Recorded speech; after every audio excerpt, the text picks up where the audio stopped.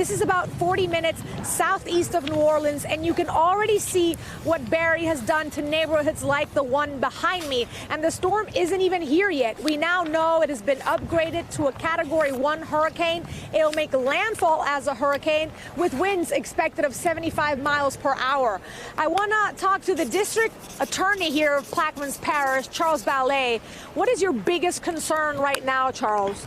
Our biggest concern is this water that's coming in and the flooding of Highway 23 that we're about 2 football fields from at the moment. And that's our own artery, our only artery that is in way of transportation in and out of Plaquemines Parish. And so it will cut our parish in half if the water keeps coming in. So there are people that are going to be completely cut off if this water continues, correct? Correct. So we're talking, Alex, about storm surge. We're talking about flooding. Give us some perspective, Charles. You've been here your whole life. You went through Katrina. How does this storm sort of rank, and what are you worried about specifically?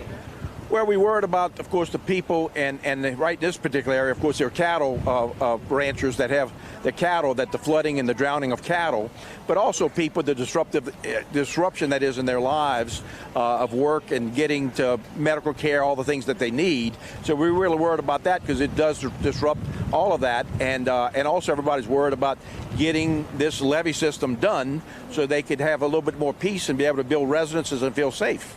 So a permanent solution, not temporary sandbags. That's what you were asking for. Absolutely. We only have a few miles of area that we don't have a proper levee, and we really need that done. It's just slow getting it done. I guess as part of it is the bureaucracy of government, but we really need that taken care of because as we're sitting here, what we're facing, what we're seeing right here, this is an annual event almost, basically many, many times.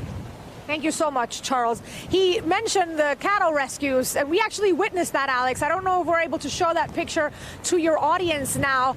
Cattle being rescued, the threat of the flooding and the threat of that historic rainfall that you mentioned, of course, putting those animals' lives at risk. Alex? I'll tell you, it is remarkable, those pictures right there. Imagine how terrified those animals are. How far away are you from where those animals are, Mariana? Because clearly that video was taken at one point, but I look at the rushing water behind you. I'm just curious if there may be water flooding the area where those cattle were.